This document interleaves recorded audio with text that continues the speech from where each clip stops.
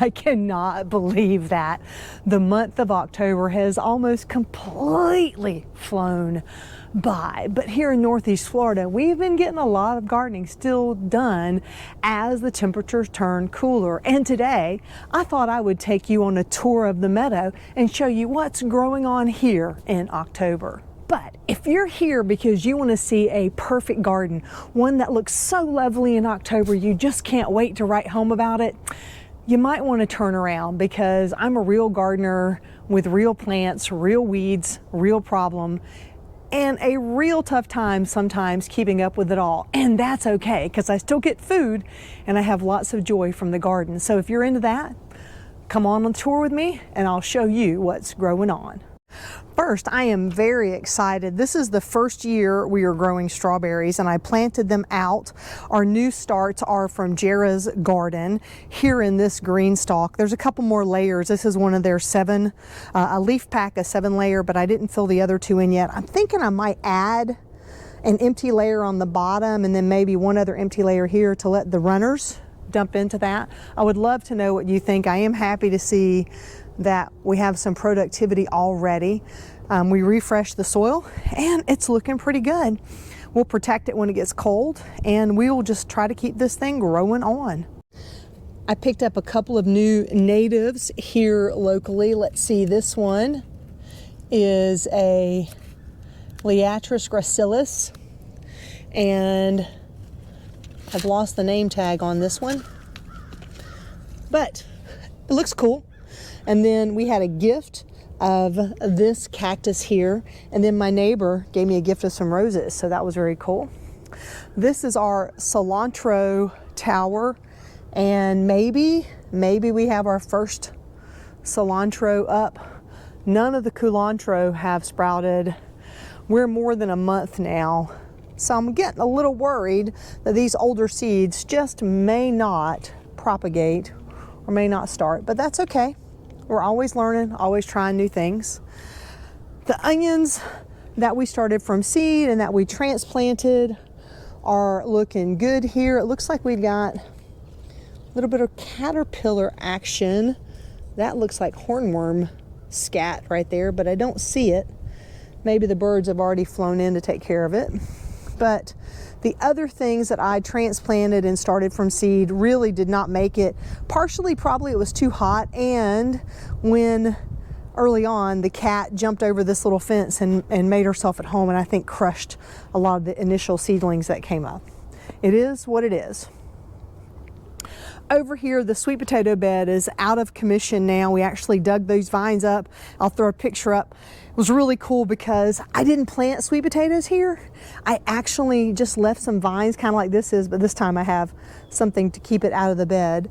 And in doing so, one vine got stuck down in and grew in, and from one vine we got 4 big sweet potatoes out of it. So I was happy with that. The mint is doing really, really well. I transplanted and cleaned this out in August, so we're about 2 months in, and I think the mint's looking great. We've been harvesting from it, and so we're harvesting and it's starting to fill back in, so looking really good. And we started testing with this Epic gardening straw, and I will say this is the best my mint has ever looked since I've been growing mint. So yay for using some straw around there to help with the mulch and moisture. Along the side of the house, I put in here, I think it was like 27 of these comfrey nubs, a little rootstock thing, and they really haven't popped up the way that I expected. A few did. It's okay, I can start some more, but I really thought they would do better than they have. And so, you know, lessons learned. That's part of gardening, is figuring out what's going to work and what doesn't work. I think part of it had to do that it kind of got a little too buried, and I could have done a better job there. But live and learn, figure it out. I didn't have to buy anything new to plant these. I just used some of the plants I already had. Now, if we pivot over here and we take a look at the bananas, we are getting very, very close here. Look at this. Look how full those are looking. Look how nice those are looking. Got another set right over there. Very, very happy with this. Let's see. We lost one up there. Got another set up in there too. So, oh, and a set right here. So that's 4 sets of bananas still on, so that's good. This weekend, I'm gonna begin getting the sweet potatoes out of this bed. And the reason this weekend is significant, it is significant because we're just a few weeks out from Thanksgiving. And so I want to make sure that we've got sweet potatoes on the table in whatever form they end up being for Thanksgiving dinner. I planned my entire crop. The entire plan was to make sure they were planted early enough that there was enough time to grow some really nice sweet potatoes. And so, fingers crossed, we'll find out this weekend if that's what happened. Now in this bed, we have some squash that isn't looking great. It just hasn't done well. I see that the snails are helping themselves down there. But here's something interesting. I showed you the Epic Gardening straw over on the Mint. This is straw from the big box store. And I will tell you, if you look here, I just put this straw down. It's less than 2 weeks. I want you to see how much grass is in here. Now, it's definitely more affordable, less expensive than the Epic Gardening organic straw, but I will tell you, if I don't stay on top of this, I am going to have a whole bunch of hay growing up in this garden bed. I have already pulled out 20 or 30 seedlings, and I probably have at least that many again in here. So while there is some cost savings for getting the cheap stuff from the big box store, you also are getting some seeds as well. Now also in here is something I've been waiting to plant out for a long time.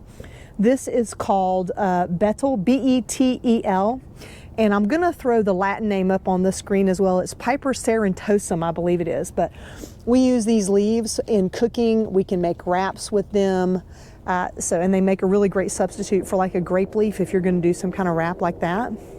Here we have our bee balm, spotted bee balm, horse mint also, love that. And then the tomatillos have got to go. I don't think they're going to do anything. They all just look to be turning rotten, or the outsides look terrible. We've had an attack from the leaf-footed bugs, and so they all look kind of like this. And then as soon as you touch them, they fall off. And so I'm going to let them keep going a little bit more, but I am not so sure about that. Over here, this has just gone wild.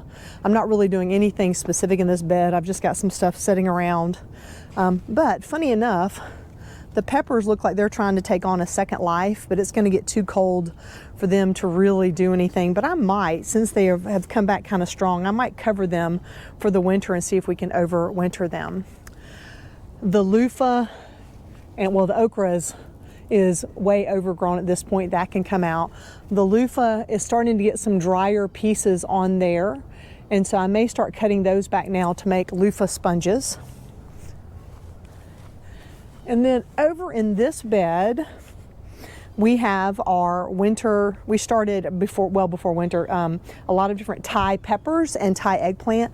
So hopefully we'll get a little bit out before it gets too cold, and I'm hoping I can overwinter this and be in great shape and ahead of the game on my Thai eggplant next year. But still lots more cleaning up to do. It's just an ongoing process. And I'm sure I've mentioned this before, but Jacques at Jacques in the Garden over on his channel said something about living in a mild climate means you almost never get a break from gardening. And it's kind of true.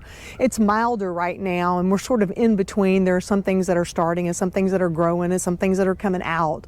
But it is never a full stop in the garden. There is never a time when I'm not growing some kind of annual, let alone all the perennials we have growing on around here. So we also have seeds started, more seeds, more brassica. So there's some Chinese celery here, spinach, red Russian kale, bok choy, cabbage. These are all also from Jera's garden in her winter seed pack, along with purple kohlrabi. Oh, another caterpillar. I just moved one of these guys out into the woods.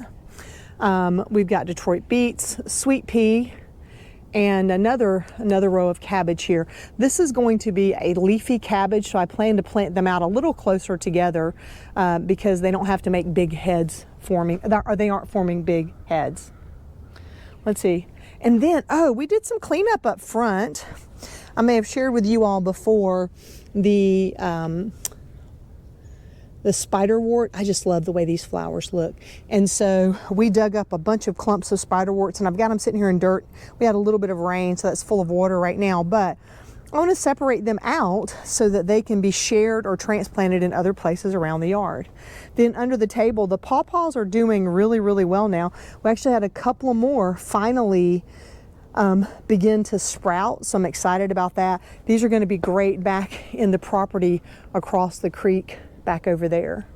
And then our whole little propagation nation area here, propagation alley, is starting to come together, so pretty excited about that. I'm going to build out that some more so I have some more places, but they get a good bit of shade this time of year from the fence, but it still gives me a chance to get some things out and growing over there that don't necessarily want to have too much sunshine. Things around here are looking pretty good. The bamboo's doing well. This mulberry tree, which is in a grow bag, still doing okay. And the the guy land all went to seed, and so we did not get to enjoy as much of that as I would have liked. I'll be trimming some of these leaves back, see if we can make some stir fry out of that, and just call it a good experiment. They really were not getting quite enough sun here. I thought they would do great with less sun, but they really did not. And so they went straight from growing to bolting. And so I'll keep trying though, keep trying stuff. We have plenty more comfrey to try transplanting in over there.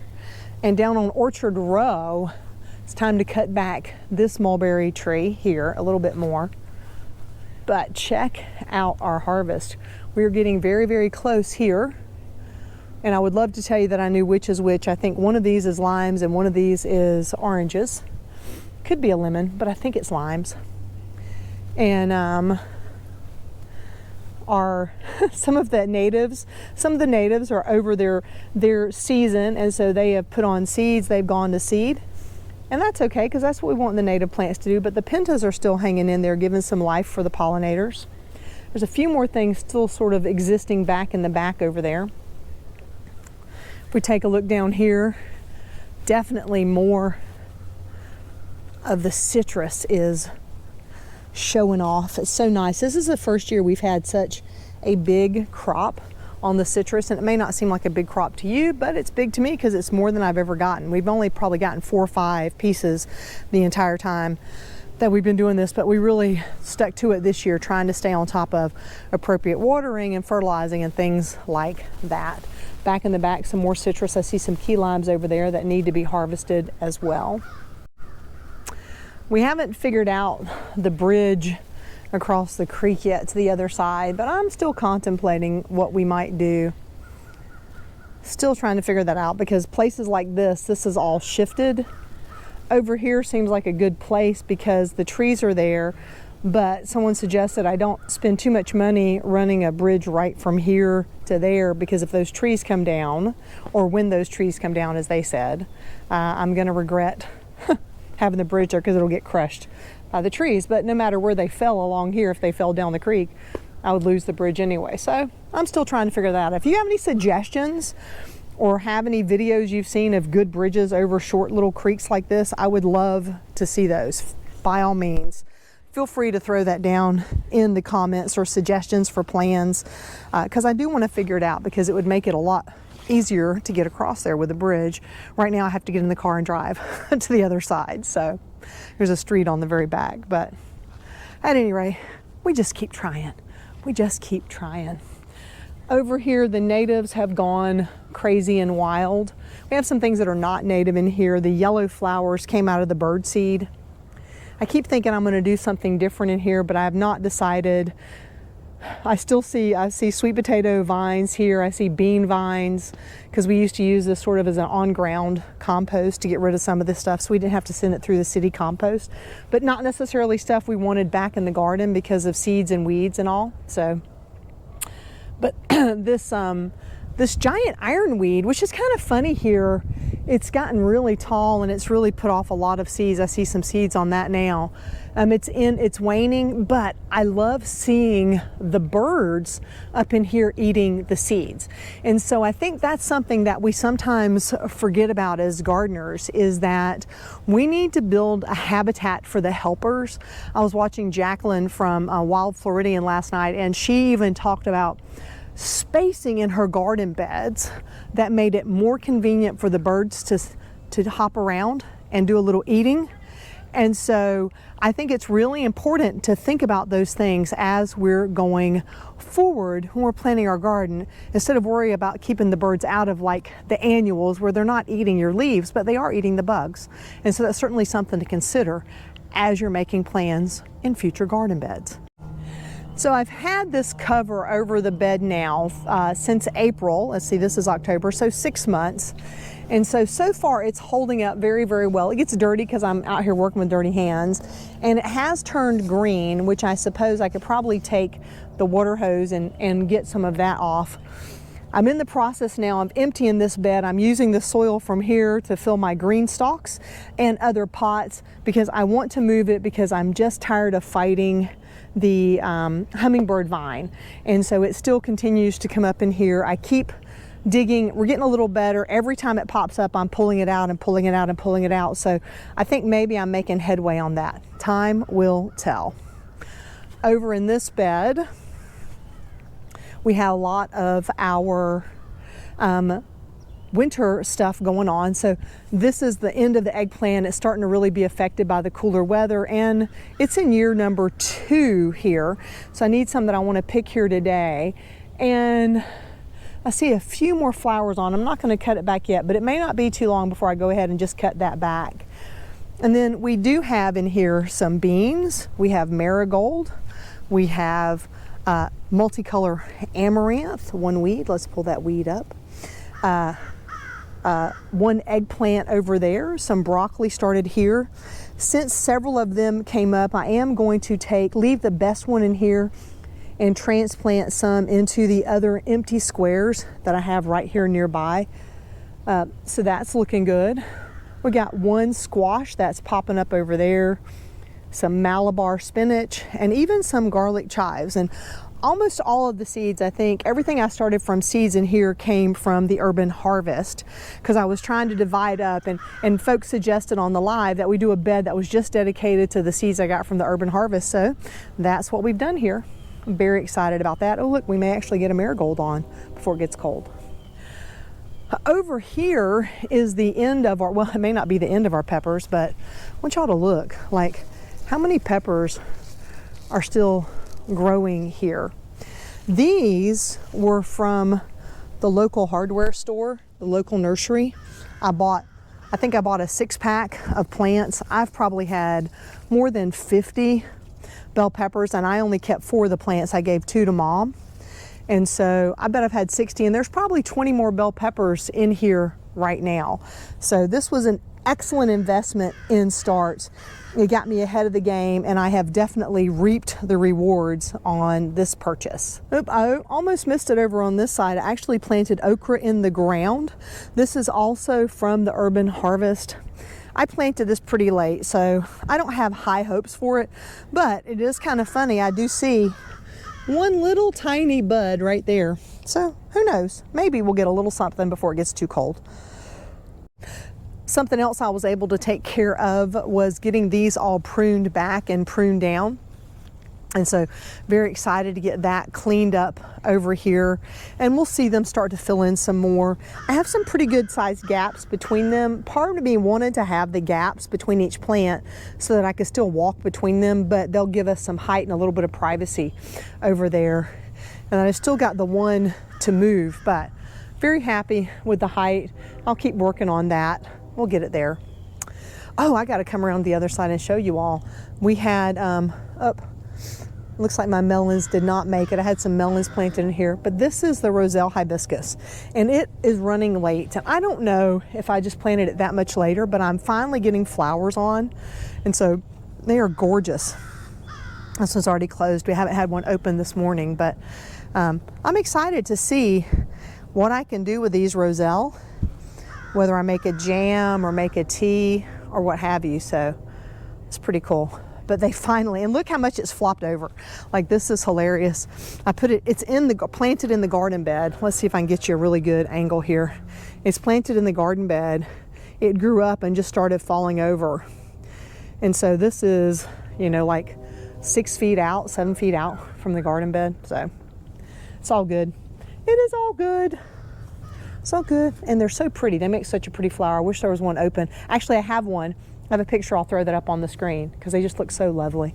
More of that same roselle hibiscus. So more of that there. This garden bed is not currently in commission. It needs cleaning up. We've got another one here that needs a setup. You know, the joys of the great in between, as it were. This did have some stuff planted in it, but the weeds won. So I fought the lawn and the lawn won this time. But look at this. Oh, wow. Look at that okra. One little lonely okra survived over here, and this is just now putting on flowers. Just now putting on flowers. So I was going to cut it out, but I may let it go. What if it warms up again? Maybe I'll get a few okra off of there before time runs out. And then this is just all cleanup project at this point up here. This has got to be cleaned up. It's time to do some more pruning for the fig tree. I made some progress cleaning this bed up. This is where I got that spider wart from. I had to stop for the plane going over. And so almost got this cleaned out. Still more to do, but progress, progress, progress. And we are just about done with persimmons. I think we have a couple more up there. They look ready to pick.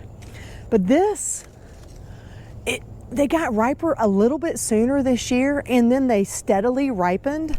I don't know necessarily what was different, but it was this nice steady a couple a day, a couple a day, a couple a day, instead of having like all of them be ripe at one time. So it's a really nice way from a harvest and enjoyment standpoint to have that happen. So I'm not sure what happened, but Mother Nature, thank you. Thank you very much. This bed is looking mighty overrun with weeds as it is. This is where we have our Asian wing beans. It has not been the bumper crop that we have had in the past. And I don't know, we planted a new seed variety this year, but it just hasn't been great. And so now that it's colder, it's not going to do great at all. It's going to start stopping. Is that the rest going to stop producing? And so I've let a few of the pods go to seed here. Even though I didn't love them, I'm going to plant them somewhere else. I should be clear. I love growing and eating Asian wing beans. They just haven't done very well. And part of it may be because it didn't have a good trellising system and it just couldn't get itself well established. But inside here is a Thai basil. It's a downy mildew resistant variety, and we have been very happy, and I have watched it. It's not getting fungus. And so far it hasn't even gotten like the little leaf miner blotch or anything like that. And so I think this is one that's going to pass on, and we're going to keep using this one for our cooking in our Thai cooking, that is, or in our pho and things like that. I don't know if the peach tree is confused or what, but we've got blooms. And I did give it the trim like I had intended earlier this season, but now it's blooming. And so that's interesting. We won't get any peaches before time, I know, because it'll get too cold and this won't set fruit this time of year just yet. Up here in our little decorative garden, the sweet potatoes have gone wild, but I expected them to. It's time to cut some of these vines back, but they have provided great shade for the other Florida friendly and natives we have in here. I think mostly we have Florida friendly plants. We have pentas, we have blue days. I don't remember the name of those. I haven't loved them. I bought them for the height, but they really haven't done as well as the other things in the garden. So I will probably take those out and not replace those in here and find something different to put along in there. And while I don't plan to grow and eat sweet potatoes out of here, I do see some starting to pop up out of the ground. So at least we know it's getting enough nutrition to put down some solid roots up in here. One other project that I got done in the last few weeks is adding another row of blocks to make this even taller. I've made a video in the past talking about this tank, and so I swapped my big valve here, down here, the ball valve gives you a much bigger outlet, and I put the short hose down on the lower part. I emptied it, cleaned it out, but it doesn't get quite the water that it was before because it's so level with the output hose. But I wasn't able at the time I raised it up to go ahead and also move this up, because I'm going to have to cut that a little bit, and so when I get to it I will, but it is still catching water, so at least it's getting some of that in there. And I use it around the front of the house because I don't have a spigot up front. And that brings us nearly all the way around. I have one more thing I want to show you though. It's the tabby bua tree, but underneath I put in some lily of the Nile, or agapanthus, and they've started popping up. At least 4 of them, maybe some more will come along later. So I'm excited to see how those grow on up here. And I use the little tree surround from Epic Gardening, so I can sort of keep them protected a little bit more than they otherwise would have been. And that is what's growing on, my friends, here in my Northeast Florida Zone 9B garden. If you want to see more of what's growing on around here, be sure to check out this video right over here. And until next time, my friends, remember to drink plenty of water, wear that high quality sunscreen, and as always, have a fantastic day.